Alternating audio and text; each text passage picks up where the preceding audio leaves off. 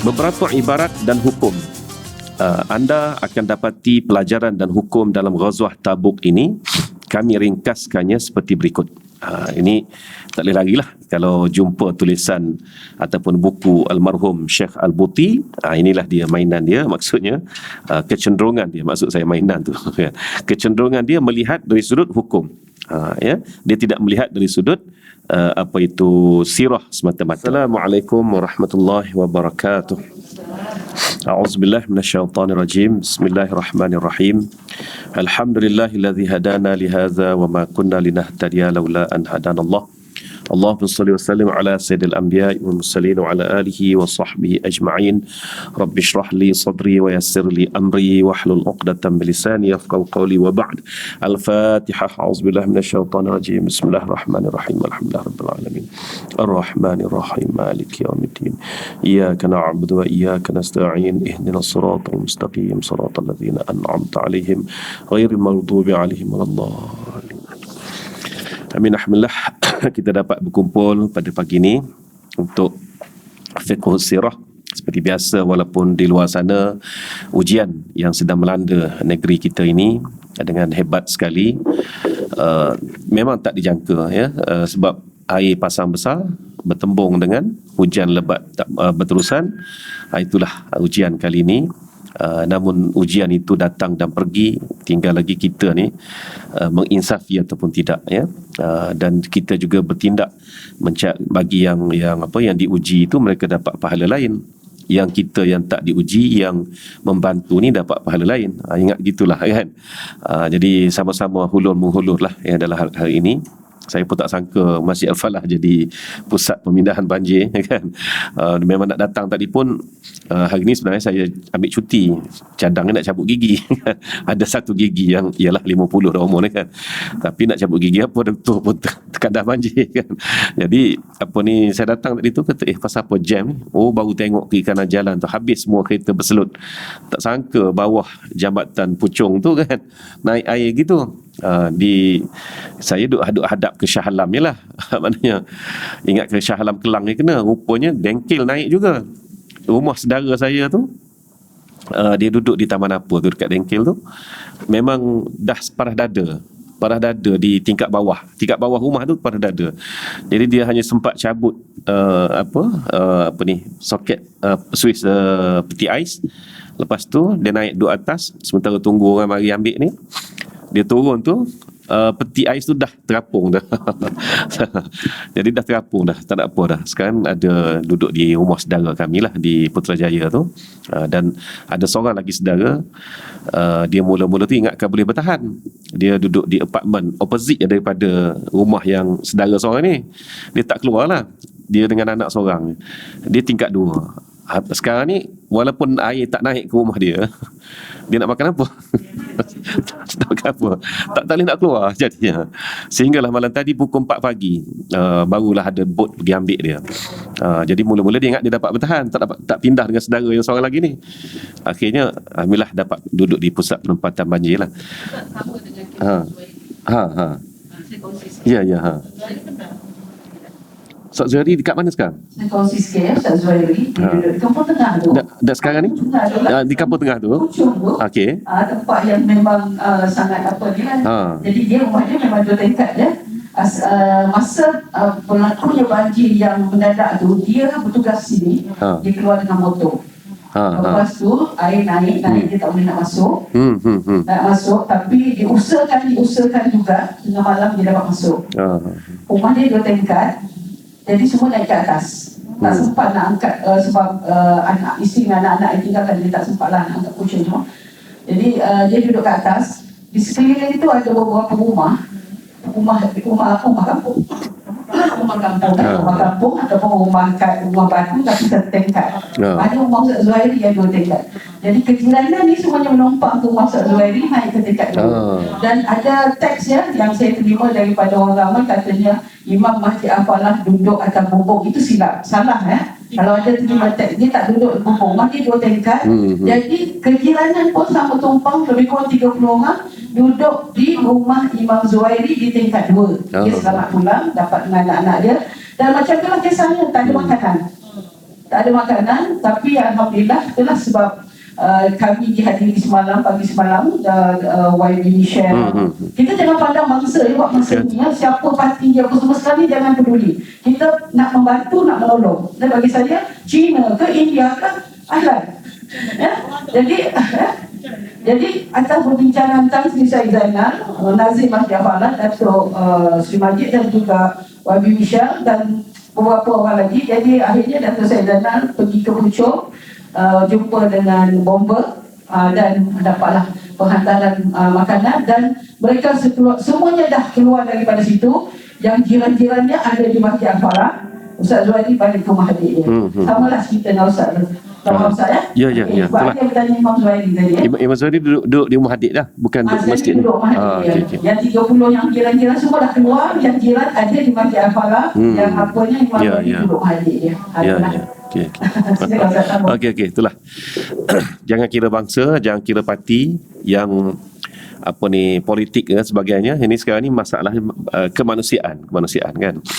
Jadi yang tolong peringatkan kepada sesiapa yang tulis Facebook pada saya, orang macam ni nak menyumpah pun kita pula boleh dosa kan. Dia tulis di Facebook, inilah bala, inilah apa ni, bala ke ujian ke, benda sama daripada Allah Subhanahu Wa Taala belaka kan. Jadi sekarang ni dalam bahasa Arab bala kan, orang Melayu panggil bala, dan itu maksudnya ujian. Jadi sekarang ni ujian ni Allah timpa kepada sesiapa jua ya. Bagi orang yang ditimpa banjir itu ujian untuk dia begitu. Ujian untuk kita ni pula, kita tak sedar Allah laknat kita, malaikat laknat kita jika tak tolong mereka tu. Jadi duk tulis di Facebook, apa jadi? Ingat malaikat tak tolong laknatkan kepada kita yang menulis macam tu kan. Jadi sekarang ni orang fikir soal nyawa, soal kemanusiaan, bukannya soal nak mengata dan sebagainya. Kita jangan ambil kuasa Tuhan nak mentafsir sesuatu kejadian itu ikut sedap rasa kita. Itu je. Geram juga kadang-kadang tu. Kita duk kelakabut, terkepung nak sana sini, tak boleh nak tolong, tak boleh dan sebagainya. Dia duk menulis macam tu. Geram juga sebenarnya kan. Walaupun orang kata tak usah peduli lah, tapi kadang-kadang fikir soal tarbiyah masyarakat ni kena ajar juga sebenarnya kan. Begitulah ya. Jadi sekarang ni fikir soal kemanusiaan, kemurahan hati kita dan juga bagaimana Allah merestui dan meredai tindakan kita tu tadi ya. Letih tak letih pun begitulah. Macam malam tadi saya tak pasal-pasal orang minta masuk mesej ni, kita nak channel kat mana benda ni, berpuluh-puluh masuk kan, contohnya nak channel kat mana. Orang tak fikir dah soal kita duduk kat mana, orang fikir tolong bantu. Ada malam tadi adik saya dah terlelap dah malam tadi, adik saya dia tinggal dekat Jalan Kebun tu, rumah dia okey lah, tak ada apa, dia pun suami isteri saja. Ibu tunggal call secara orang kata apa, secara rawang gitu ya, rawak kan, rawang pula. Secara rawak begitu je, tolonglah siapa-siapa, bateri handphone pun dah nak habis dah. Ibu tunggal anak 4 duduk kat section 24 itu, tenggelam, nak channel ke mana? Adik saya call saya pun sudah kata, mana aku nak channel ni kan. Usahakan jugalah, usahakan. Termasuk saat ni pun saya tengah duk mesej nak salurkan bantuan tu ya, salurkan kepada siapa yang patut pergi bantu pada masa tu. Sebab sekarang ni kita terputus hubungan. Laksa tu dah tenggelam separuh dah. Saya tak pasti, saat lagi saya nak pergi tengok Laksa boleh pergi setakat mana. Jadi itu yang kita nak ke pejabat pun tak boleh. Pejabat di SUK nak pergi, memang itulah laluan saya, Laksa tu lah. Laksa pun dah habis berkuah kat bawah tu dah. Habis dah kan. Selama ni lalu Laksa kering, tak ada kuah. Ya, okey, insya-Allah kita sambung kuliah kita pada pagi ni. Sekat mana? 632. 632. Okey. Kedua, beberapa ibarat dan hukum. Anda akan dapati pelajaran dan hukum dalam Ghazwah Tabuk ini. Kami ringkaskannya seperti berikut. Ini tak boleh lagi lah kalau jumpa tulisan ataupun buku almarhum Syekh Al-Buti. Inilah dia mainan dia, maksudnya kecenderungan dia, maksud saya mainan tu. Kecenderungan dia melihat dari sudut hukum. Ya, dia tidak melihat dari sudut sirah semata-mata. Okey. Pentingnya jihad dengan harta benda. Baru sejak tadi kita bercakap kan. Adapun jihad atau perjuangan menentang musuh itu tidaklah hanya terbatas dengan keluar berperang sahaja. Tetapi pada bila-bila masa dan di mana-mana berlakunya jihad dengan pertarungan yang memerlukan senjata, maka sudah pasti memerlukan perbelanjaan wang dan harta benda.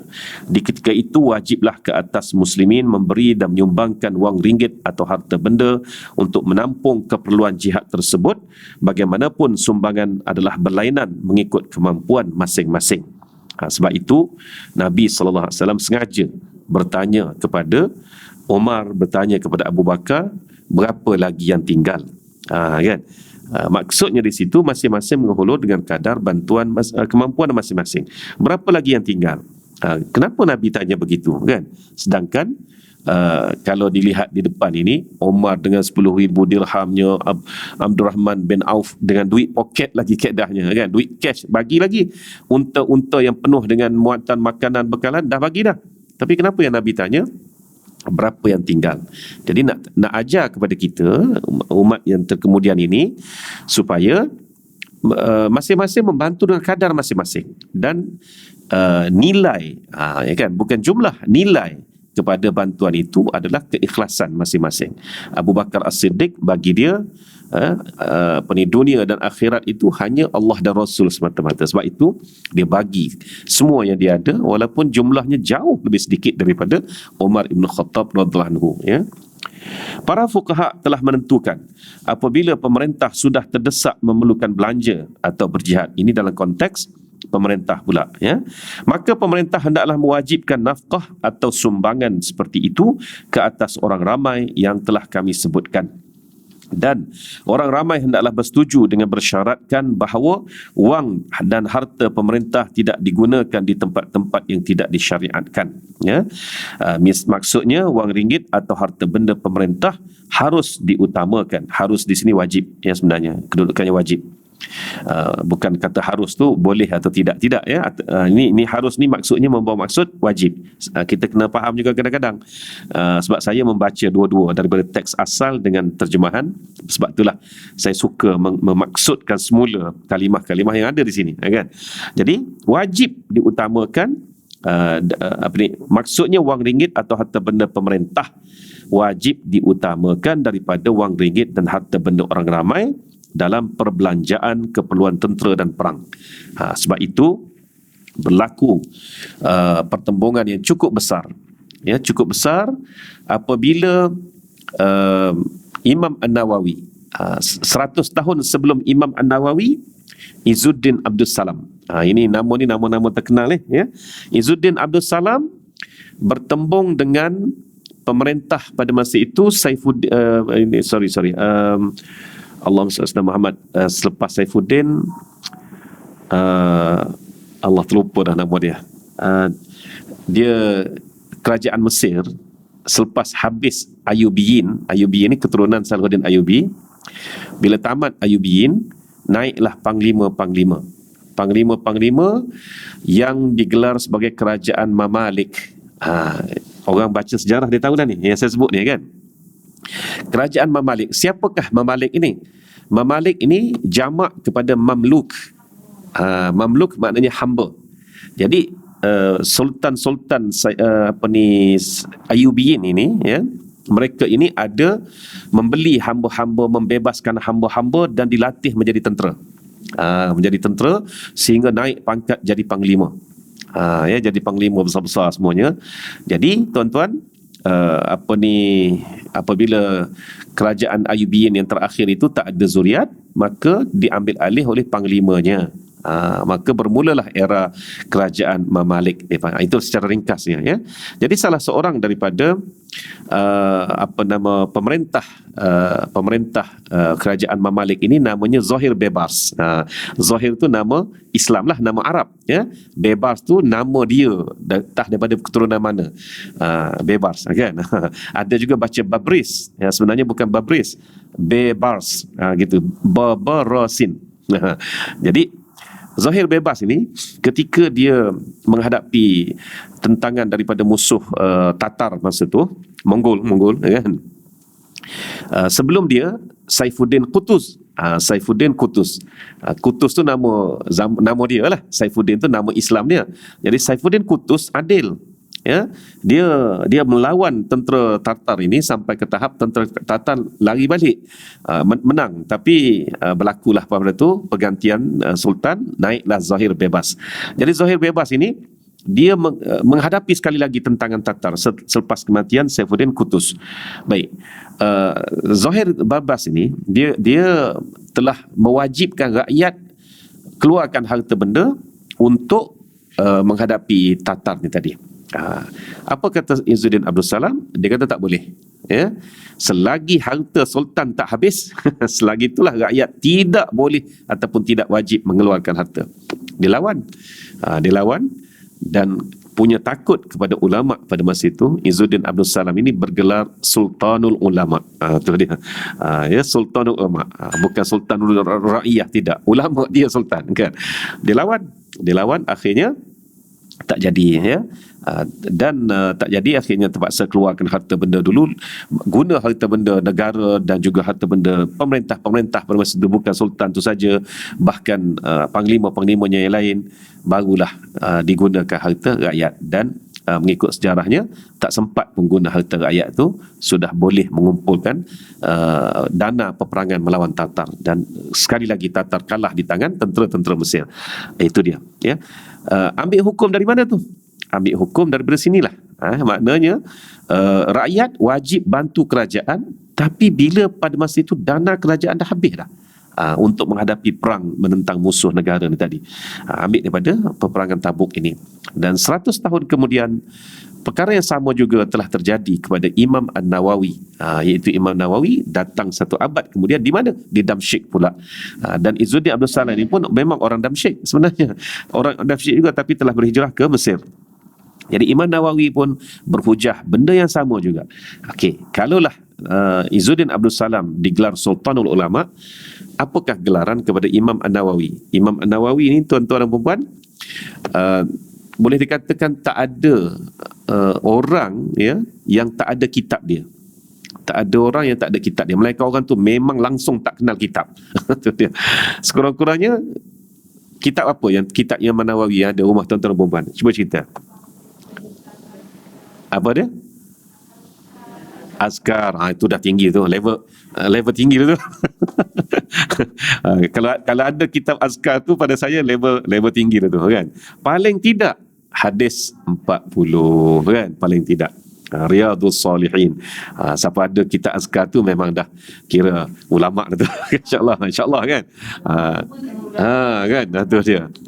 Banyak lagi, ya. Jadi Imam Nawawi ni digelar siapa? Mujaddid abad ke-8 Hijrah. Mujaddid mazhab Syafi'i pada abad ke-8 Hijrah. Dia mazhab Syafi'i dan dia juga dianggap sebagai mujaddid. Kan setiap 100 tahun Nabi kata akan lahir seorang yang mujaddid ni tadi, yang akan istilahnya pada masa itu memperkukuhkan agama Islam ni tadi. Maka Imam Nawawi mujaddid. Itulah gelaran kepada dua orang ni, dan hujahnya sama. Berdasarkan pada perang Tabuk ni, kerajaan boleh minta bantuan rakyat untuk menghadapi perang fisabilillah, dan rakyat pula wajib bantu, tapi dengan syarat kantong kerajaan sudah kosong, sudah tak ada lagi dah, sudah tak bahaya dah. Kalau selagi ada, selagi itulah dia kena guna dana kerajaan itu sendiri, termasuklah dana pemerintah secara personalnya. Jadi kalau kita sedar tentang keadaan ini, tak ada orang nak berebut nak jadi nak jadi pemimpin dah sebenarnya. Tapi bila sedar boleh masuk banyak projek melalui melalui kepimpinan, masing-masing berebutlah kan. Ya. Kita ingatkan apa benda lah kan, pasir ni kita ingatkan tak nak guna lah, tapi jangan. Itu dana kekayaan tu kan. Ini cerita kat Zimbabwe lah. Okey. Bukan kat Malaysia, InsyaAllah bukan kat Malaysia. Seperti yang anda saksikan, bagaimana Osman Ibn Affan radhiyallahu anhu membawa 300 ekor unta. Ada 300 ekor unta. Setiap ekor unta itu bermuatan 5 dinar, 5,000 dinar. Maknanya berapa? 100 betul lah. 300 maknanya 300 ekor Setiap seekor 5,000 dinar. Sudah matematik. Jam sekejap. Banjir punya pasal kan. 300 ekor unta kali dengan 5,000 dinar, 1.5 juta dinar. Umar Osman bin Affan. Nak tahu nilai Malaysia pula sekarang ni berapa? 1 dinar sekarang 1 dinar pula 1,800 kan. Okey, kita kali 1,800. 1,800 2.7 bilion. Osman bin Affan, menantu Rasulullah, bagi 2.7 bilion ringgit untuk perang Tabuk. Nilai semasa. Baik. Bersama alat-alat kenderaannya seperti pelana dan pelapik duduknya, juga 200 uqiyah perak. 200 uqiyah perak. Satu uqiyah tu saya tak ingat dah. Dia 100 dirham ke 1000 dirham. Saya kena check balik. Dia nilai duit lama ni. Itu duit cash pula tu, ya. Hingga berkata Rasulullah SAW kepadanya, tidaklah memudaratkan Osman selepas hari ini dengan apa yang dilakukannya. Mana Osman tak akan apa-apa. Hartanya tu akan penuh. Pak Mentua doa begitu kan. Bayangkan kalau kita bagi hadiah kat Pak Mentua doa macam ni, Allah kan. Baik sungguh Pak Mentua aku kan, contohnya. Tapi ini untuk perang fisabilillah, ya, bukannya untuk Rasulullah, ya. Sebagai membantah akan sikap Osman, mereka mula merendah-rendahkan Osman dan lantang sekali mengecam siasah Osman di masa pemerintahannya. Mereka, yakni musuh Islam, menulis secara panjang lebar berkajang-kajang mengenai kelemahan dan penyelewengan siasah Osman. Beringat, kalau ada kita terbaca kisah pemberontakan pada zaman Osman itu, kerana Osman ini kronisma lah apa dan sebagainya, itu semua tu fitnah. Fitnah oleh golongan Khawarij, golongan munafik lah sebenarnya. Khawarij ini diasaskan oleh Ibnu Zulkhuwaisirah. Dimaksud pada masa Osman belum wujud lagi golongan Khawarij, tapi orang yang sama dah sebenarnya, orang yang sama, ya. Jadi zaman Ali barulah munculnya istilah Khawarij, iaitu golongan yang keluar Khawarij, ya, daripada kesatuan khalifah pada masa itu Ali bin Abi Talib radhiyallahu anhu. Pengasas dia Ibnu Zulkhuwaisirah, yang mana Ibnu Zulkhuwaisirah ini pernah menuduh Rasulullah sallallahu alaihi wasallam tidak adil dalam pembahagian zakat. Lama hidup. Lama dia hidup tu kan, bukan orang baru, orang lama, orang yang dah kenal Rasulullah. Dia pernah tuduh Rasulullah tidak adil dalam pembahagian zakat, tuan-tuan dan puan-puan, ya. Dan dia jugalah yang telah melakukan pemberontakan, mengacung, mengadu domba dan sebagainya, sehingga Osman bin Affan terbunuh. Sedangkan tidak berlaku semua tu, ya. Saya juga seperti orang lain, jenis pembaca sejarah, dan ingatkan betul lah, konon-kononnya zaman Osman itu semua jabatan negara dikuasai oleh Bani Umayyah. Ingatkan betul. Okey, yang kedua, naik sikit, umur meningkat sikit, pembacaan pun lebih sikit. Sebenarnya Osman ini konon-kononnya daripada Bani Umayyah yang memang terkenal sebagai golongan pentadbir, peniaga yang berjaya. Maka mereka ini sukarela tolong khalifah pada masa itu tanpa ambil gaji pun. Jadi baik sikit, walhal masih jahat juga sebenarnya, kan. Masih jahat juga sebenarnya tuduhan-tuduhan seperti itu. Konon-kononnya jabatan negara pada masa itu dikuasai oleh Bani Umayyah dengan sukarela, tapi orang pandang serong. Hakikatnya cerita itu semua tak betul. Sebenarnya tak berlaku pun begitu. Mereka hanya memfitnah, ya.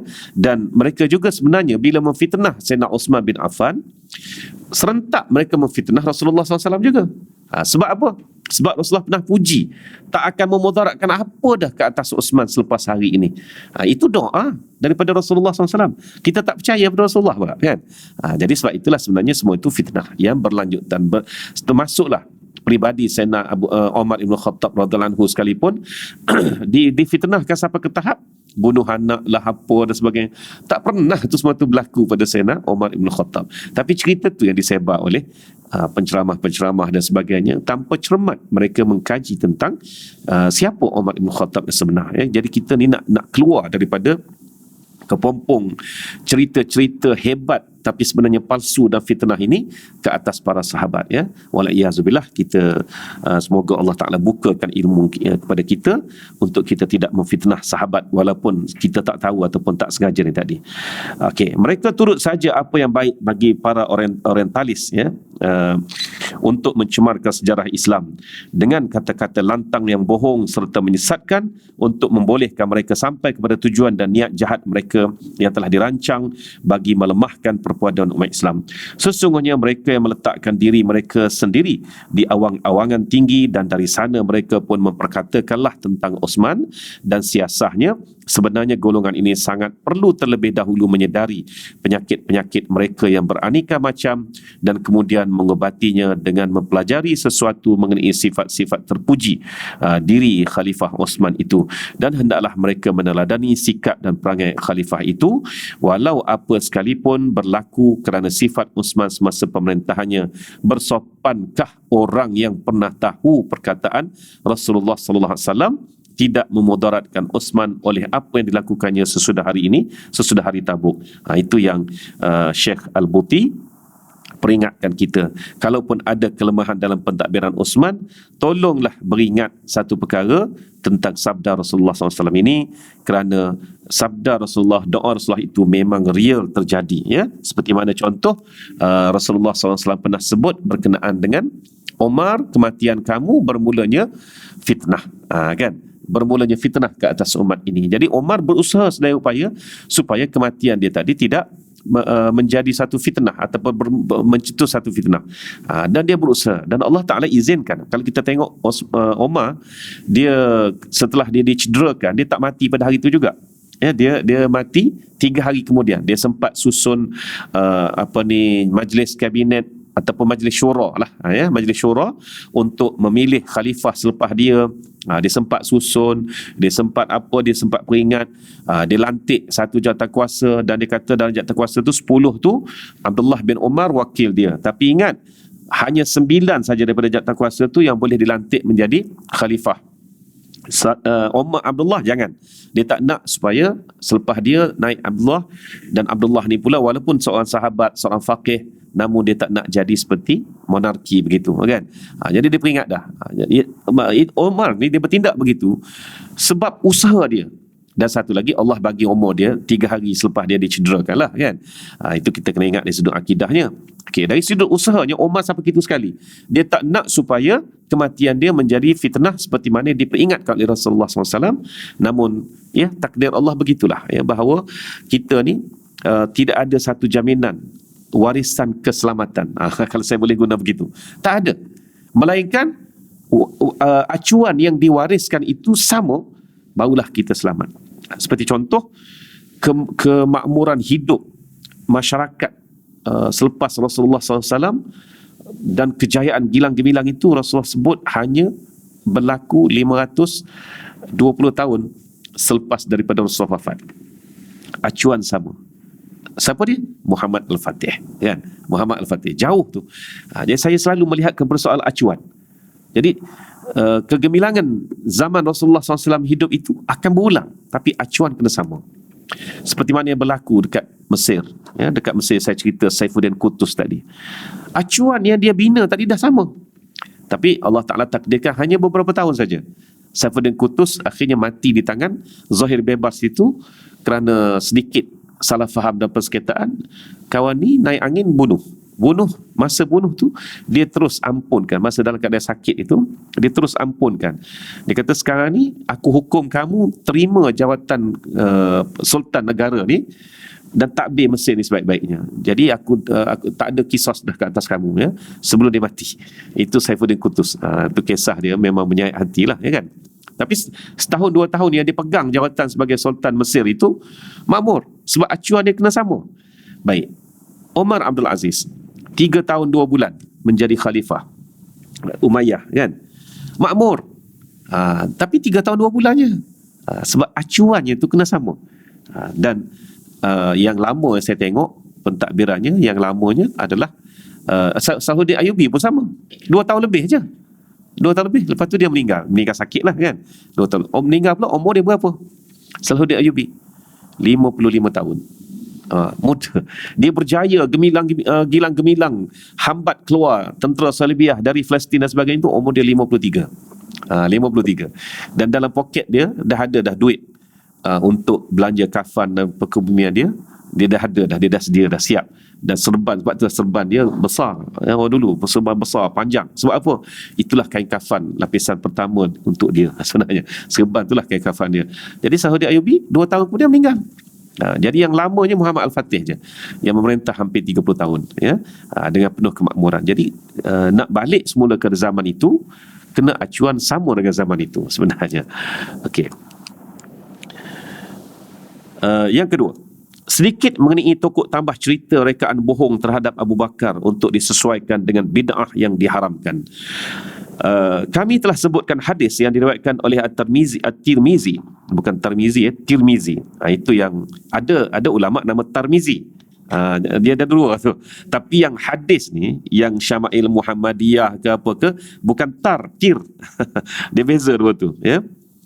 Diriwayatkan oleh At-Tirmizi dan Abi Daud mengenai sumbangan Abu Bakar akan semua hartanya kepada Rasulullah SAW, dan ketika ditanya oleh Rasulullah SAW, apa yang kamu tinggalkan untuk anak isteri kamu, maka jawabnya, aku tinggalkan Allah dan Rasulnya kepada mereka. Hadis ini telah ditokok tambah oleh setengah kalangan dengan rekaan yang mengatakan baginda Nabi SAW berkata kepada Abu Bakar, wahai Abu Bakar, Allah redha denganmu, adakah engkau juga redha dengannya? Maka terlompat-lompatlah Abu Bakar kerana terlalu suka, hingga beliau menari-nari di hadapan Rasulullah SAW sambil berkata, sudah tentu aku redha dengan Allah. Kemudian tokok tambah yang tidak betul ini digunakan sebagai dalil bahawa menari dan berpusing-pusing di halaqah zikir adalah disyariatkan seperti yang dilakukan oleh pihak Maulawiyah dan juga beberapa golongan sufi yang lain. Kan banyak kan dalam video klik video yang sampai ke kita, ya Allah, ya. Sebenarnya saya masa belajar di Mesir dulu, saya ada buat juga tinjauan pasal tarekat, pasal sufi ni.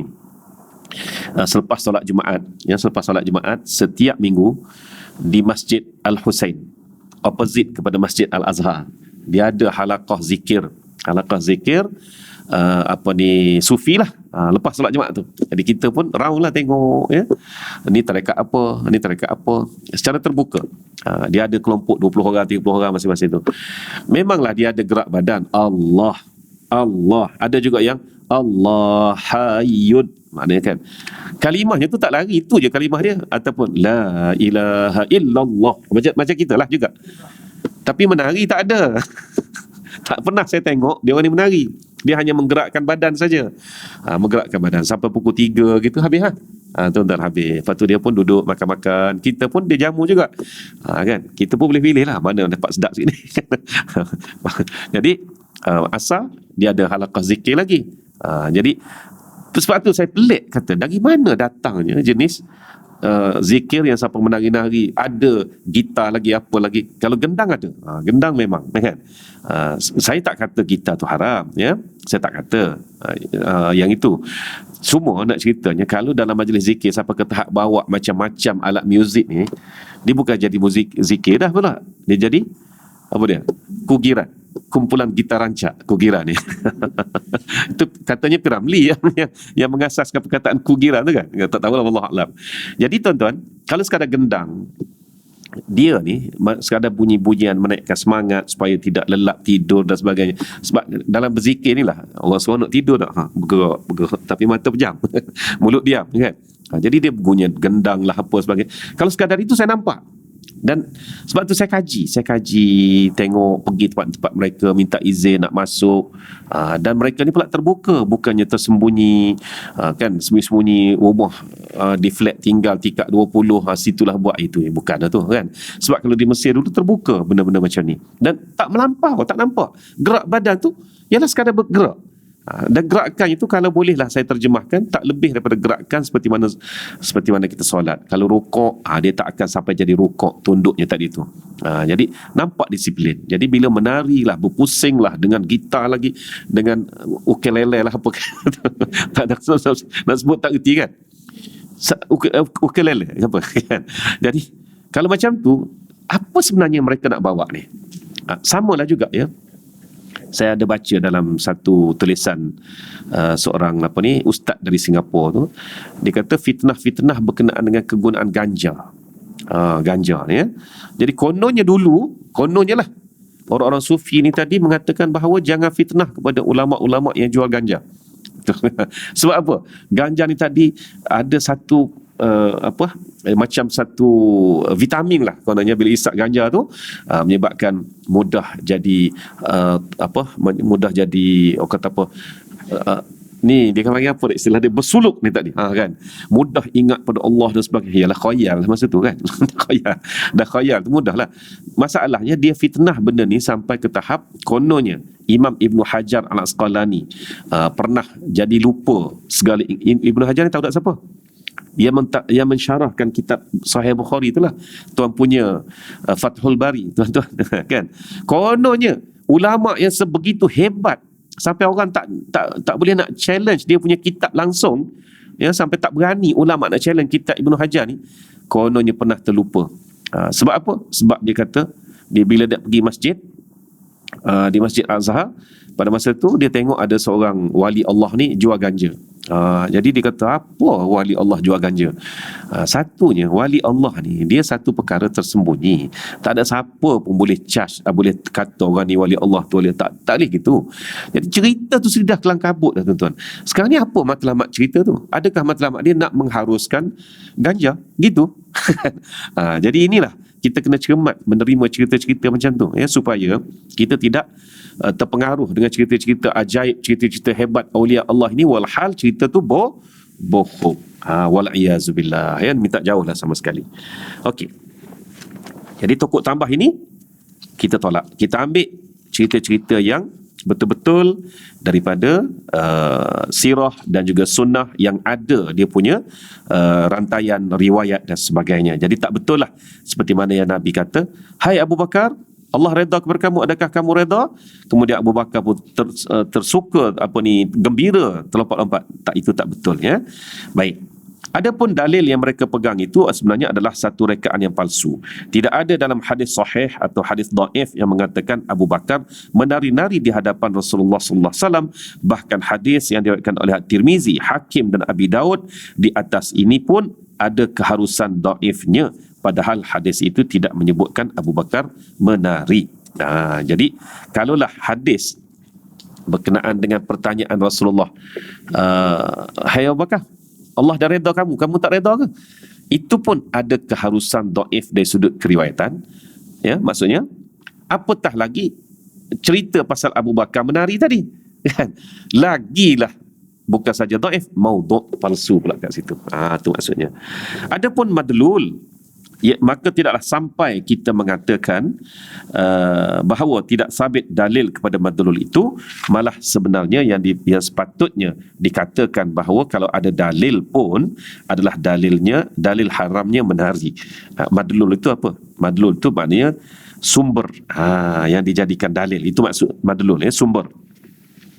Okey, perhatikan keterangannya. Keterangan berkenaan dengan hadis itu, ya, berkenaan dengan persoalan tarian ni tadi. Bukan hadis itu, soalan tarian. Para imam telah ijma' mengatakan bahawa tarian itu haram sekalipun dengan hanya merengkan badan, iaitu inilah buat geregang-geregang macam tu, kan. Jumhur ulama sepakat mengatakan makruh berjalan dengan termereng-mereng, terhoyong-hayang walaupun tidak menari, walau dengan apa caranya sekalipun. Dalam berzikir kepada Allah sudah bererti melakukan sama ada makruh atau haram terus dalam ibadah yang disyariatkan, dan mentahwilkan, iaitu mengalihkan kepada suatu ibadah untuk menghampiri diri kepada Allah Subhanahu Wa Taala tanpa mengambil sebarang dalil atau perkara itu sudah keluar daripada makruh atau haram. Maksudnya sekadar menggerakkan badan untuk berzikir, beribadah itu harus biasa. Tapi kalau sampai kalau berdiri sekalipun kan, dah lenguh duduk berzikir ni, ataupun berselawat, ada orang dia selawat 1000 kali sehari selawat. Orang biasa ni, bukan ustazah, bukan ustaz, ya. Dia letak dah, dia cerita kepada saya lah, dan saya pun ambil cerita ni untuk naikkan semangat saya sendiri, kongsi dengan tuan-tuan perempuan, ya. Zikir dia subhanallah, dia letaklah 1000. Saya ceritalah, alhamdulillah 1000, Allahu Akbar 1000, la ilallah 1000, selawat 1000. Itulah zikir dia setiap hari. Dia kata jika tak habis yang ni semua ni, dia tak akan tidur. Ya, dia tak akan tidur. Jadi nak habiskan macam mana? Nak habiskan tu, dia bukan duduk saja, dia kerja juga. Dia kerja juga kan.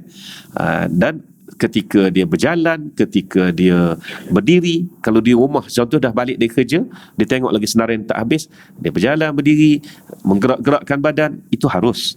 Tak apa, tak ada masalah kan. Bahkan ayat Quran pun dah menyebut berkenaan dengan ingatlah Allah ketika kamu duduk, berdiri, berbaring dan sebagainya kan. Okey, sekarang ni kalau sampai ke tahap atas nama zikir tapi sampai ke dia kata apa, macam terhoyong hayang, mereng-mereng sana kiri, itu sudah membawa kepada keadaan yang haram. Kenapa? Allah Ta'ala tak benar kita berjalan begitu. Kan tengok dalam surah Luqman tu bagaimana susunan kehidupan peribadi seorang anak yang diajar oleh bapaknya sampai ke tahap jalan pun kena berjalan yang sepatutnya. Kan, sepatut. Menghentakkan kaki tak boleh kan. Malas sampai heret tapak kasut kan, pun tak boleh ya. Sederhana gitu. Jadi sebab itulah dalam hal ini kalau kita nak kaitkan, nak berzikir kononnya, nak bersufi ke apa ke, janganlah sampai ke tahap lari daripada syariah. Itulah sebenarnya kesimpulan paling mudah, tuan-tuan. Satu lagi perkara yang menjadi kesamaran ialah keadaan orang-orang berzikir dengan hanya membunyikan suara dan tidak mengandungi lafaz zikir suatu pun. Ini pun satu hal juga. Dia ini saya pernah hadir ke satu majlis ini atas nama kajian lah, atas nama nak mengingat kita nak tahu apa dia punya buat kan. Mula-mula dia betul lagi, la ilaha illallah, la ilaha illallah. Lagi dia speed. Tu dia satu, dia dua, la ilaha illallah, la ilaha. Dah mula tak betul dah. Dia tiga, la ilaha illallah. Dia lima, haram. Tak ada maksud.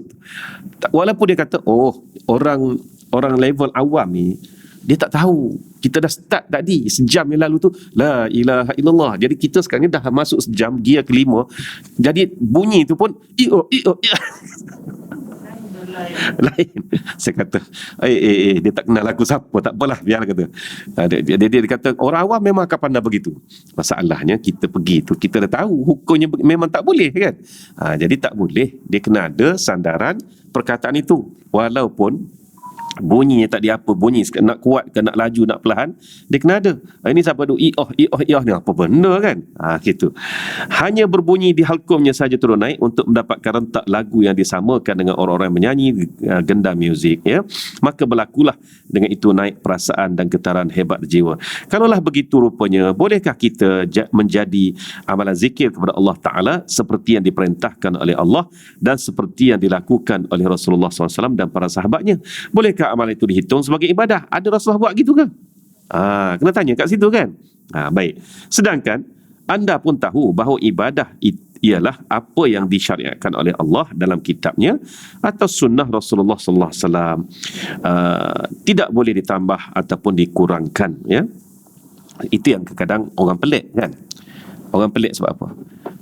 Sejauh mana kita ni maknanya gini, soalan saya tu tak boleh bahaya juga soalan tu. Gini.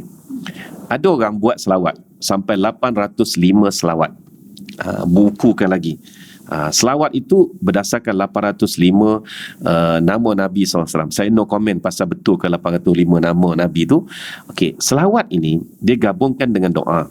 Ini yang saya dapat daripada almarhum Tuan Guru Datuk Arundin lah ya, berkenaan dengan huraian dia pasal selawat syifa dulu. Ada orang kata selawat syifa tu bid'ah kan. Betul lah. Bid'ah sebab Nabi tak pernah buat. Selawat syifa tadi Nabi hanya ajar kepada kita Allahumma salli ala Muhammad wa ala ali Muhammad wa sahbihi wasallim, dan begitulah dan selawat yang paling tinggi dia punya martabat dia selawat apa? Selawat Ibrahimiyah. Itulah dia.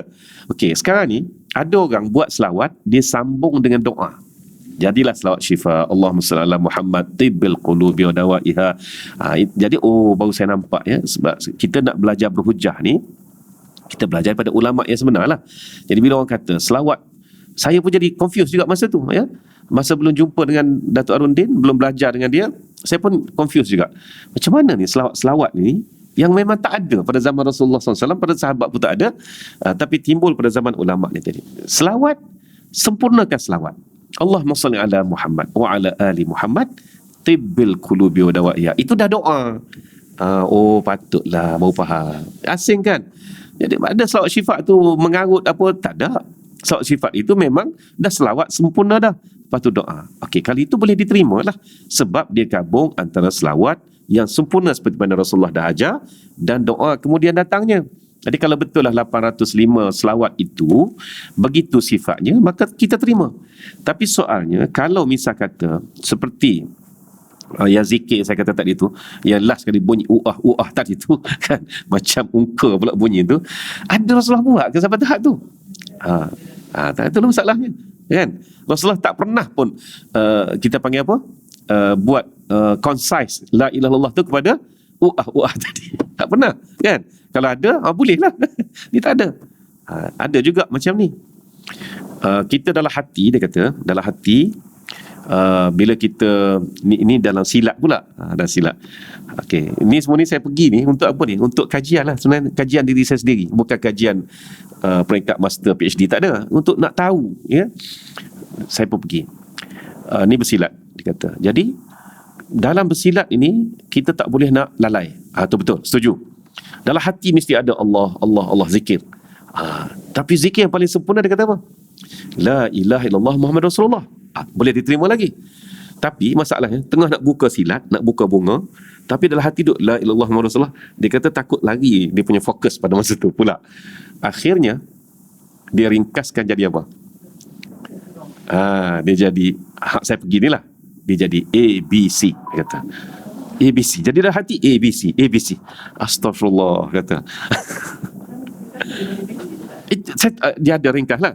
A, la ilaha illallah. B, Muhammad Rasulullah. C, apa benda tah? Ada lagi tu. Jadi, dikata kita ringkaskan saja dalam hati, fokus dah. ABC adalah illallah Muhammad Rasulullah. Jadi tak adalah sampai ke tahap terganggu bunga ni tadi. Bunga silat nak lawan orang ni. Aku kata, ni lagi kena lagi. Itulah. Itu saya kata. Tapi saya tak ceritalah nama tempat apa tu. Saya tak cerita. Tapi yang saya begitu. Nak ceritanya manusia ni dia suka create. Daripada suatu bid'ah yang kecil kepada membesar-membesar. Ini bahaya. Sebab tu saya berpegang mudah je. Okey, bid'ah hasanah wujud. Itu saya pegang macam tu. Tapi siapa yang menjadi pemandu kepada bid'ah hasanah ni? Adakah seorang ulama yang berautoriti, ulama yang sahih, ulama yang soleh? Kalau sadar bid'ah dicipta-cipta oleh seseorang yang tak ada otoritinya dari segi ilmunya, baik tinggal lah. Begitulah, balik asal lah. Gitu kan. Saya bukan jenis menolak bid'ah hasanah, tidak. Saya okey, boleh terima. Sebab itulah lebat selawat syifa ke apa saya amalkan. Ya, saya amalkan. Anak saya pun tanya, anak kita kita tak sedar dia membaca, ya, dia membaca. Jadi bila saya menggunakan selawat syifa untuk inilah tiup-tiup kepala anak-anak demam contohnya, anak tanya, dia kata bapa, selawat syifa ni orang kata tak boleh, dia kata. Sebab apa tak boleh? Dia ceritalah pasal bid'ah dan sebagainya. Jadi huraian saya samalah. Ya, maknanya kepada budak umur 19 tahun ini kan, masa dia tanya tu, apa itu selawat syifa? Gabungan antara selawat kemudian doa. Dan dia tanya balik, adakah boleh kita selawat kemudian kita doa sesuatu? Memang itulah cara berdoa. Kan? Cara berdoa selepas alhamdulillah rabbil alamin, kemudian selawat, kemudian doa. Oh, baru dia faham, kan? Jadi kita tidak menolak bid'ah hasanah, tetapi kita mahu tahu siapa yang memandu bid'ah hasanah itu.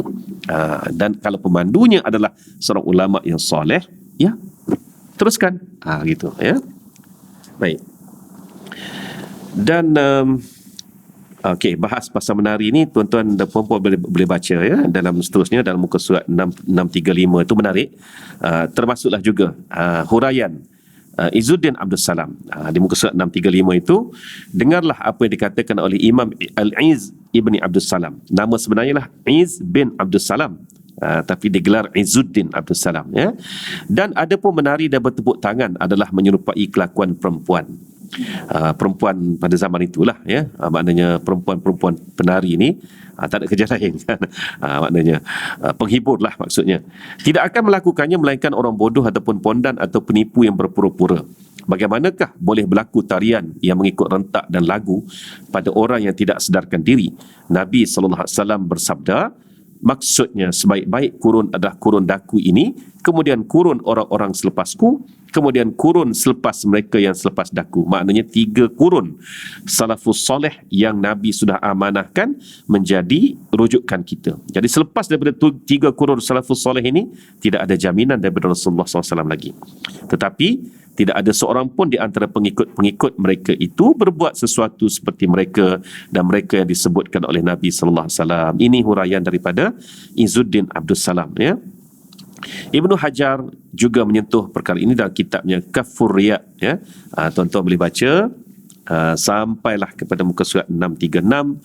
636, saya sentuh sikit lagi 636, iaitu ibarah ataupun pengajaran tentang orang-orang munafik, tabiat mereka dan sejauh mana bahayanya terhadap Islam. Ghazwah Tabuk ataupun peperangan Tabuk telah menunjukkan, ya, bagaimana penzahiran orang-orang munafik ini bahayanya kepada Islam. Ghazwah Tabuk ini mempunyai keistimewaannya yang tersendiri seperti yang digambarkan oleh Allah Subhanahu Wa Taala dalam Al-Quran yang tidak ada pada ghazwah-ghazwah lain. Anda boleh dapati beberapa ayat, malah beberapa halaman yang memberi gambaran mengenai Ghazwah Tabuk dalam surah Taubah. Dan kebanyakan ayat-ayat itu ditumpukan kenyataannya kepada betapa pentingnya jihad dengan jiwa raga dan dengan harta benda pada jalan Allah, dan ditekankan bahawa jihad itulah satu-satunya dalil atau tanda paling nyata menunjukkan kebenaran dan kesahihan Islam terhadap seseorang Muslim. Jadi tuan-tuan dan puan-puan, pengajaran daripada perkara ketiga iaitu 636 hingga 639 itu saya minta juga baca, sebab kita dah banyak kupas pasal berkenaan dengan orang-orang munafik ini. Sekali ini Ghazwah Tabuk ini menzahirkan, ya, berkenaan dengan satu lagi aspek orang-orang munafik yang sebenarnya lari daripada jihad dan mereka tidak segan silu untuk menipu Rasulullah sekalipun, ya. Termasuk ketika mana mereka mencari helah ketika Rasulullah SAW dah balik dari perang Tabuk. 83 orang tak pergi berperang sedangkan mereka layak, dan 3 orang daripadanya adalah sahabat Rasulullah SAW yang mengaku salah, tidak ada sebarang penjelasan melainkan bersalah semata-mata. 80 lagi adalah mereka yang telah memberikan alasan. 80 Nabi lepas, 3 Nabi tak lepas. Nabi pulau tu kan.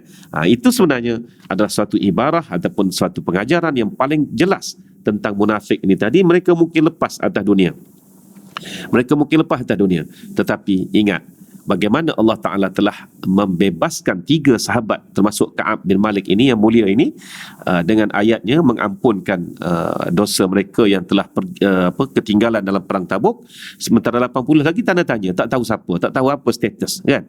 Itulah pengajaran yang dapat kita ambil daripada perang Tabuk ini, khusus dalam bab munafik. Dan perang Tabuk disebut banyak kisahnya dalam surah Taubah, kan, dalam perang Ahzab ataupun perang Khandaq disebut dalam suratul Ahzab, kan. Perang Badar disebut dalam suratul Anfal, begitu juga dalam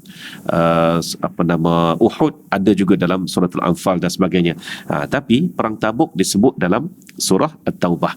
Sebab apa? Sebab Allah Ta'ala buat macam comparison antara mukmin munafik kat situ, dan tidak ditulis dalam surah Taubah, satu-satunya surah yang tidak ditulis permulaannya dengan Bismillah, ya. Wallahu a'lam. Sekali itulah kuliah kita pada pagi ini. Semoga mendapat barakah dan rahmah daripada Allah Subhanahu Wa Taala. Kita tangguhkan dengan tasbih kafarah dan juga suratul subhanakallahumma hamdika asyhadu an la ilaha illa anta. Bismillahirrahmanirrahim. Wal 'asri innal insana lafi khusr illa alladhina amanu wa 'amilus solihati wa tawassaw bil haqqi wa tawassaw bis sabr. Sadaqallahul azim. Wabillahi taufiq wal hidayah. Wassalamualaikum warahmatullahi wabarakatuh.